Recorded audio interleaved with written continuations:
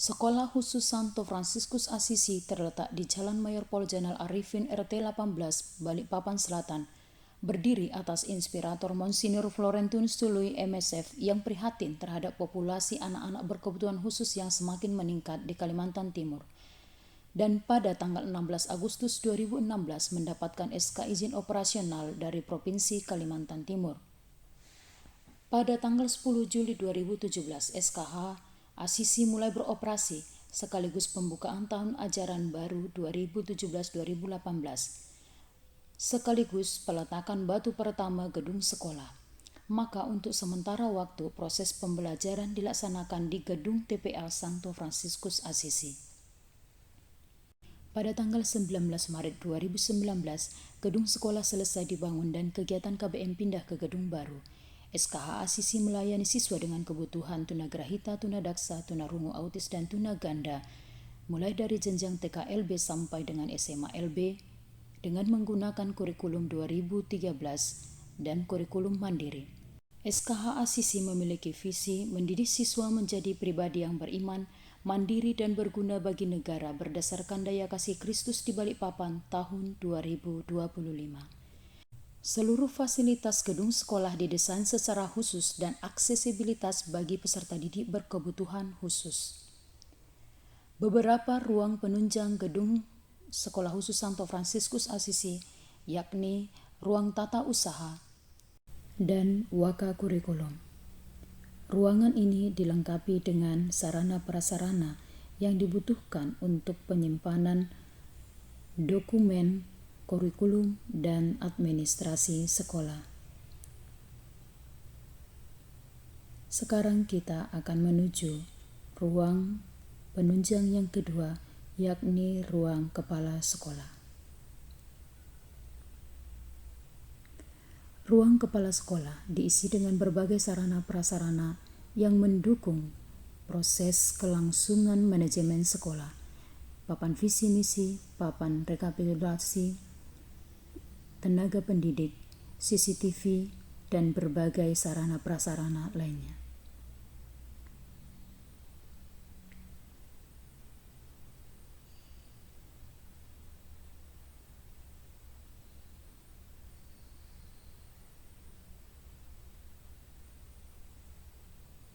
Dan ruang yang ketiga adalah ruang musik. Ruang musik dilengkapi dengan berbagai jenis alat musik yang membantu pengembangan potensi dan keterampilan serta tumbuh kembang peserta didik berkebutuhan khusus, seperti alat musik tiup, alat musik pukul, dan alat musik petik. Di sebelah ruang musik terdapat pintu darurat 1 dan terdapat 4 kamar mandi atau toilet umum yang digunakan oleh para tamu dan peserta didik ketika mereka melakukan kegiatan di luar kelas, serta disediakan tempat latihan menggosok gigi dan mencuci kaki. Sekarang kita akan menuju ruang aula. Di sebelah ruang aula terdapat penyimpanan sepeda yang biasa digunakan anak-anak untuk latihan koordinasi motorik. Ruang aula dilengkapi dengan kursi, meja pertemuan, proyektor, dan berbagai sarana lainnya.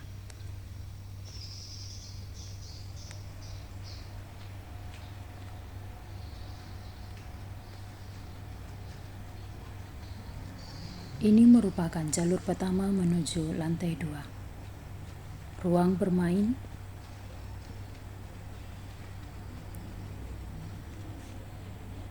gudang ATK, tempat penyimpanan alat-alat tulis yang dibutuhkan oleh sekolah, guru, dan peserta didik.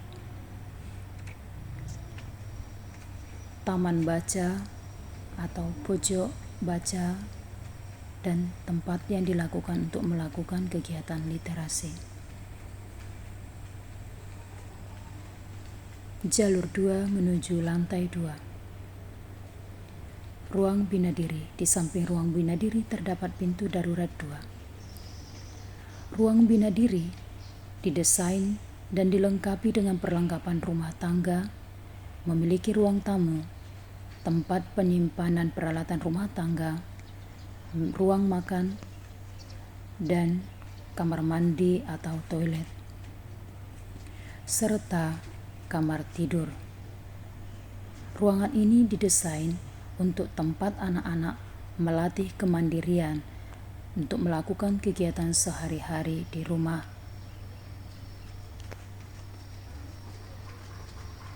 Sekarang kita akan menuju ruang pantry atau dapur.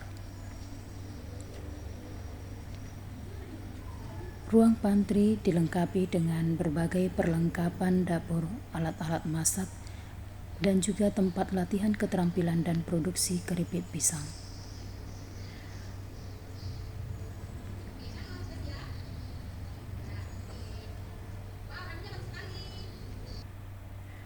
Dan sekarang kita akan menuju ruang guru. Ruang guru dilengkapi dengan berbagai fasilitas, yakni meja dan kursi, AC, lemari, mading, papan kompetensi guru, papan struktural, serta tempat melakukan doa setiap harinya. Dan sekarang kita akan menuju ruang perpustakaan.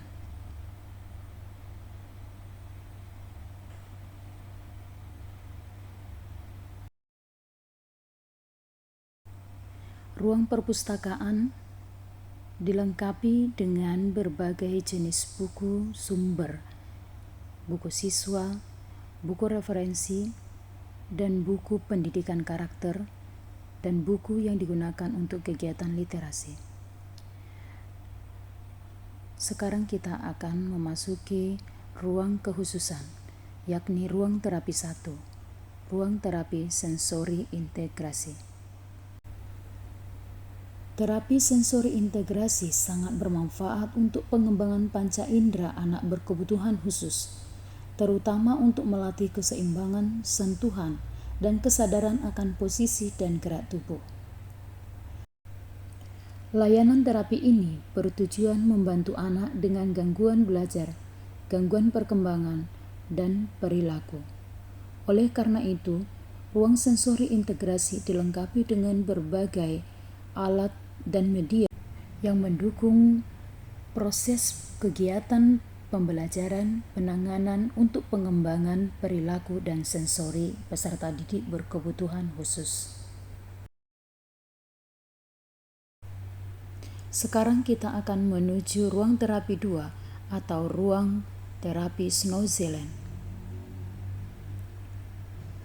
Terapi Snow Zealand adalah suatu aktivitas yang dirancang untuk memperoleh sistem saraf pusat melalui pemberian stimulus yang cukup pada sistem sensori primer dan sensori sekunder.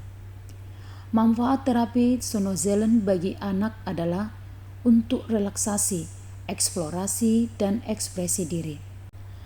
Target atau sasaran terapi Snow Zealand adalah peserta didik dengan kebutuhan autisme, ADHD, gangguan taktil, mental retardasi, dan ketunaan lainnya.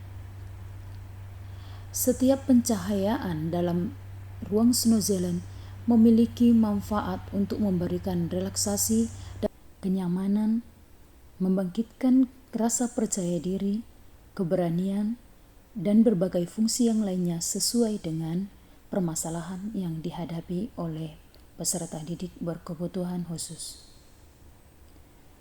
Setiap pencahayaan pada dasarnya memiliki fungsi yang sama, namun untuk setiap anak memiliki manfaat yang berbeda dan kebutuhan yang berbeda. Hal ini sesuai dengan kondisi masing-masing peserta didik.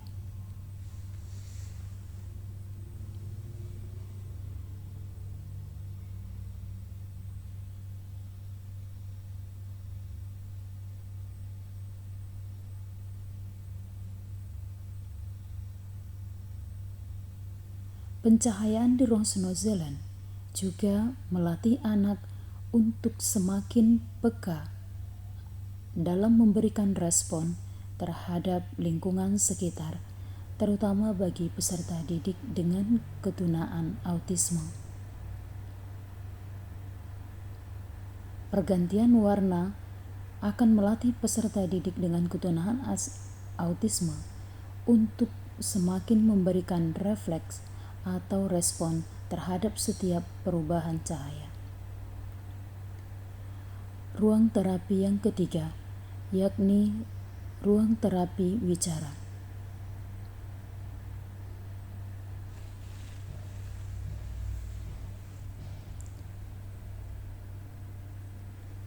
Terapi wicara diberikan bagi peserta didik dengan gangguan berbicara untuk meningkatkan kemampuan bicara, memahami dan mengekspresikan bahasa.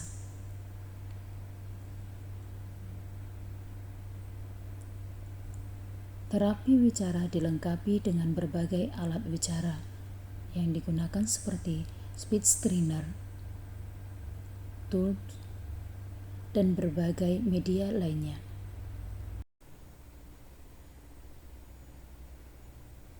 Sekarang kita akan menuju ruang terapi 4 atau ruang terapi okupasi. Terapi okupasi biasanya diberikan kepada anak yang mengalami gangguan proses sensorik dan masalah keterampilan motorik halus. Terapi okupasi diberikan kepada anak sesuai dengan kebutuhan dan disesuaikan dengan usia anak, dengan mengarahkan aktivitas anak untuk kegiatan keterampilan yang lebih bermanfaat untuk kebutuhan sehari-hari. Pemberian layanan terapi okupasi biasanya dilakukan melalui tahap evaluasi secara individu, melalui kegiatan asesmen awal, kemudian perencanaan intervensi yang akan diberikan, serta pelaksanaan evaluasi hasil intervensi. Terapi okupasi dilengkapi dengan berbagai media yang mendukung pelaksanaan kegiatan. Ruang terapi okupasi juga dilengkapi dengan kamar mandi dan toilet, wastafel serta alat-alat yang digunakan untuk menggosok gigi. Dan sekarang kita akan menuju ruang UKS. Ruang UKS SKH Santo Fransiskus Assisi dilengkapi dengan 2 tempat tidur dan gorden pembatas, meja, kursi, dan juga alat P3K beserta isinya, papan trias UKS, papan struktur organisasi UKS.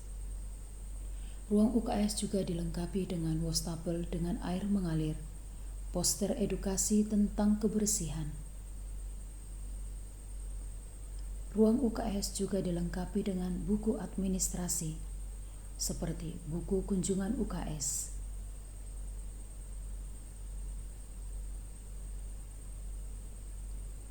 buku penerimaan dan peminjaman barang-barang UKS,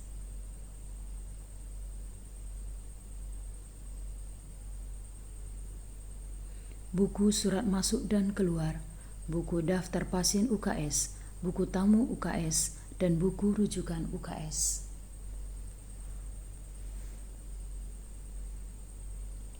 Di ruang UKS juga dilengkapi dengan pengukur tinggi badan, timbangan berat badan, alat-alat kesehatan seperti termogan, tensi elektronik, perlengkapan prokes, dan alat kebersihan. Juga dilengkapi dengan walker dan kursi roda. Ruang UKS juga disediakan kamar mandi atau toilet UKS. Ruang UKS Santo Fransiskus Assisi aman untuk digunakan, tertata dengan rapi dan bersih. Sekarang kita akan menuju lantai 2 dengan menggunakan jalur 3. Setiap jalur dipasang ram dan guiding block. Hal ini bertujuan untuk mempermudah peserta didik berkebutuhan khusus mengakses menuju ruang kelas yang lebih aman. Saat ini kita akan masuk ke ruang SD kelas 1. Ruang kelas ditata dengan rapi, bersih, dan dilengkapi dengan buku literasi siswa, buku siswa, dan buku referensi untuk guru. Selain itu juga disediakan media pembelajaran di setiap kelas. Para guru melengkapi administrasi kelas seperti kalender pendidikan sekolah, struktur kurikulum, jadwal kegiatan, absen siswa, jadwal piket, denah kelas, inventaris kelas, nama-nama guru, dan peraturan yang ada di sekolah. Selain itu juga ditempelkan berbagai poster edukasi untuk mempermudah siswa dalam memahami setiap instruksi yang diberikan. Setiap ruang kelas dilengkapi dengan kamar mandi atau toilet. Hal ini digunakan bagi para siswa untuk melakukan latihan toilet training, latihan cuci tangan, menggosok gigi, atau latihan PHBS. Di setiap ruang kelas juga disediakan alat-alat kebersihan, karena para peserta didik juga dilatih untuk menjaga kebersihan kelas masing-masing sesuai dengan jadwal piket yang ditentukan. Sekarang kita akan memasuki ruang SD kelas 2. Ruang kelas ditata dengan rapi, bersih, dan dilengkapi dengan berbagai alat dan media yang dibutuhkan untuk kegiatan pembelajaran, seperti administrasi kelas, hand sanitizer, desinfektan, jadwal kegiatan, dan berbagai dokumen-dokumen lainnya yang mendukung proses pembelajaran.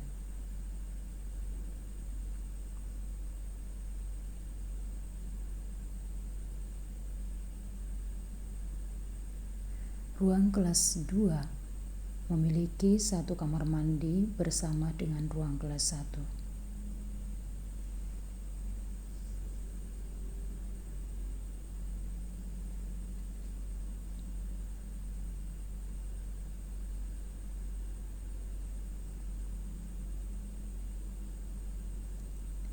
Sekarang kita akan memasuki ruang SD kelas 3.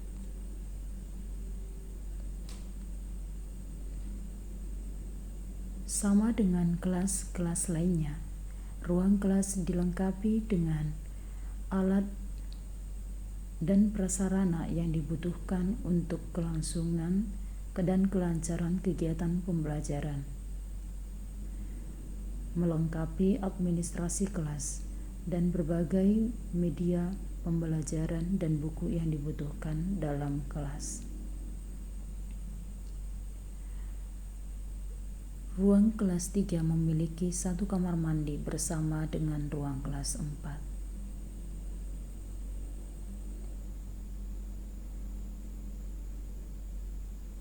Mading SD. Sekarang kita akan memasuki ruang kelas 4. Ruang kelas 4 dilengkapi dengan berbagai prasarana dan disediakan pojok literasi dan berbagai administrasi kelas lainnya, poster edukasi, foto guru, jadwal kelas,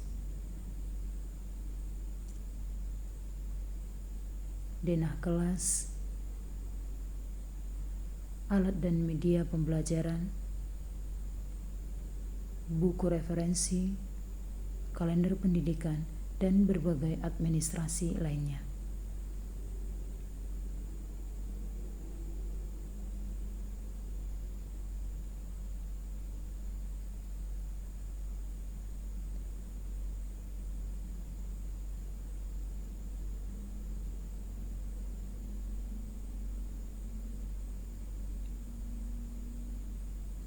Sekarang kita memasuki ruang SD kelas 5. Setiap ruang kelas ditata dengan rapi, dijaga kebersihannya agar terlihat aman, nyaman, bersih, dan sehat untuk digunakan. Ruang kelas juga memiliki sirkulasi udara yang baik dan pencahayaan yang cukup.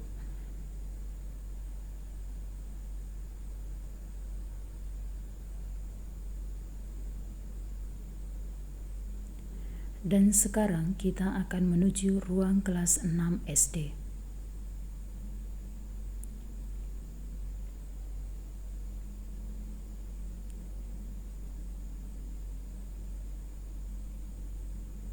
Ruang kelas SD juga dilengkapi dengan berbagai alat, bahan, dan media pembelajaran yang mendukung kelancaran proses pembelajaran. Ruang kelas 6 memiliki toilet yang sama dengan ruang kelas 5 SD.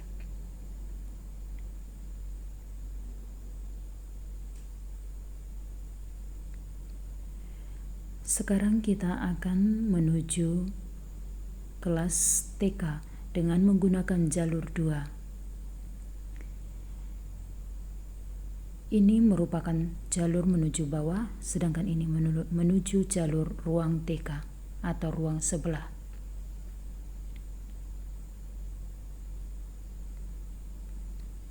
Kita akan masuk ke ruang TKA. Ruang TKA dilakukan pemasangan teralis. Hal ini dilakukan karena siswa yang ada di ruangan ini beberapa adalah anak-anak yang hiperaktif, sehingga untuk membatasi mereka keluar dari ruang kelas dilakukan pemasangan teralis untuk menjaga keamanan. Di ruang kelas juga dilengkapi berbagai administrasi kelas.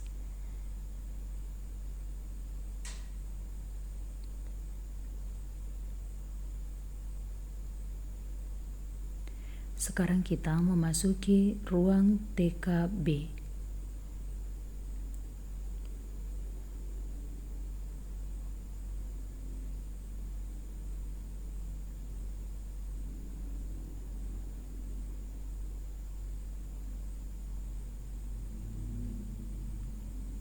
Dan ruang TK khusus.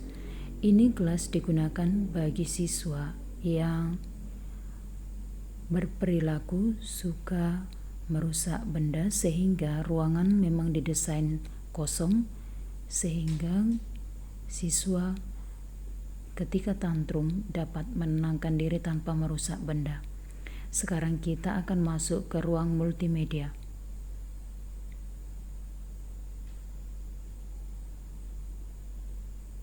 Ruang multimedia dilengkapi dengan berbagai alat dan media yang digunakan untuk pengembangan komputer peserta didik. Ruang SMA kelas 12. Peserta didik untuk kelas 12 pada saat ini belum ada. Kemudian ruang kelas 11. Sama halnya, ruang kelas 11 juga belum digunakan karena peserta didik kelas 11 menggunakan ruang kelas 10. Ruang kelas ditata sesuai dengan kebutuhan dan dilengkapi dengan media dan administrasi kelas yang dibutuhkan.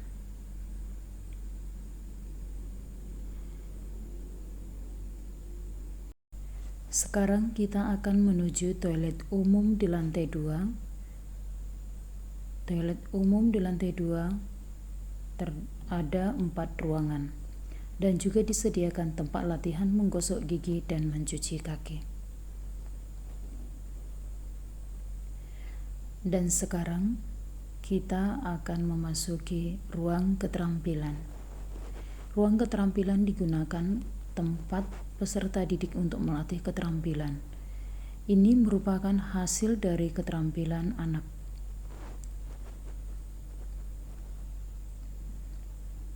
Dan saat ini kita akan memasuki ruang SMP kelas 9.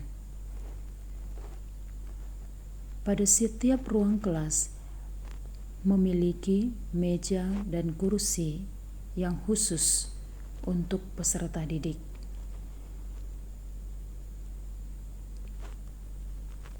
Kursi yang dipilih berbentuk khusus dan memiliki berat lebih kurang 15 kilo. Hal ini ditujukan bagi peserta didik yang hiperaktif untuk mengurangi pergerakan keluar dari kursi. Sekarang kita akan memasuki ruang psikolog atau BK. Ruang ini digunakan tempat untuk melakukan psikotes bagi peserta didik maupun melakukan konsultasi bersama dengan guru atau guru BK.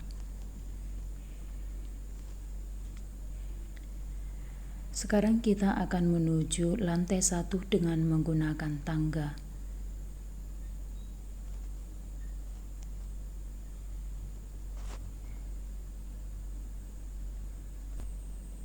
Gedung sekolah jika dilihat dari atas atau lantai 2. Gedung sekolah tertata dengan sangat rapi, indah, bersih, nyaman, dan aman. Ini merupakan halaman dan taman sekolah jika terlihat dari atas. Taman sekolah tampak hijau, bersih, nyaman, sejuk, dan indah.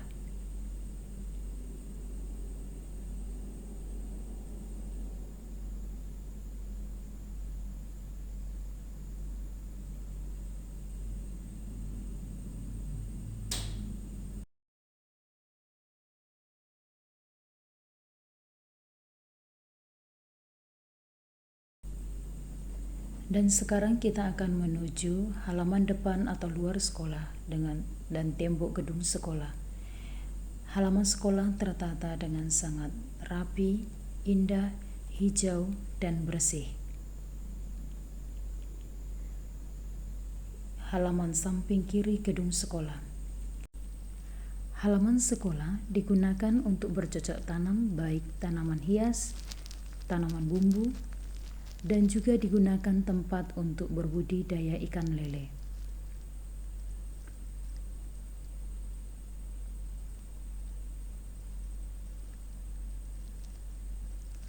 Dan ini merupakan halaman samping kanan gedung sekolah, digunakan untuk lapangan upacara dan tempat parkir. Beberapa pengembangan keterampilan dan kewirausahaan peserta didik SKH ACC, yakni kebun hidroponik, dan dalam proses pelaksanaannya, kita melibatkan peserta didik mulai dari pembibitan hingga panen hasil hidroponik. Selain untuk melatih keterampilan, kebun hidroponik juga dijadikan sebagai sumber belajar peserta didik. Bentuk keterampilan lainnya yakni budidaya ikan lele. Peserta didik dilatih bagaimana cara merawat ikan lele, memberi makan, dan membersihkan kolam ikan. Peserta didik juga diperlihatkan bagaimana proses perkembangan dari ikan lele mulai dari kecil hingga besar. Bentuk keterampilan lainnya yakni peserta didik juga dilatih untuk melakukan produksi keripik pisang. Peserta didik dilatih mulai dari hal yang sangat terkecil, mulai dari mengupas, memarut, menggoreng, mengemas, dan bahkan mendistribusikan hasil dari produksi keripik pisang ke masyarakat.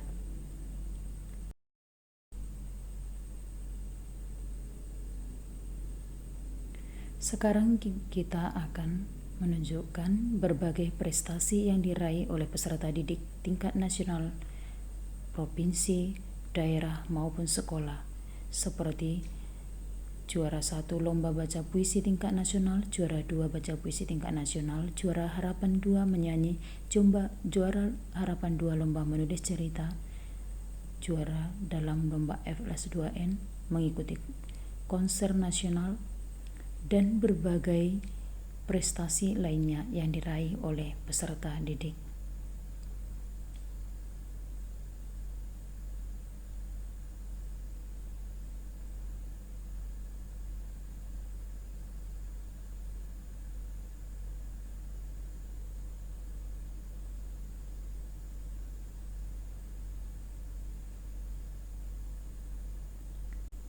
Tak hanya peserta didik yang berprestasi, tapi juga guru dan tendik SKH meraih berbagai prestasi, seperti Kepala Sekolah Terbaik keempat pada Hari Guru Nasional 2020, Guru Penerima Apresiasi pada Hari Guru Sedunia tahun 2020, Ikut serta dalam penyusunan antologi praktik baik PJJ Guru Pendidikan Khusus, ikut serta dalam berbagai festival, meraih juara lomba dalam CCA tingkat daerah. Dan hasil literasi guru tendik, orang tua dan anak SKH Asisi, yakni Kehadiranmu Menguatkanku, buku yang sudah dipublikasikan ke berbagai daerah dan provinsi.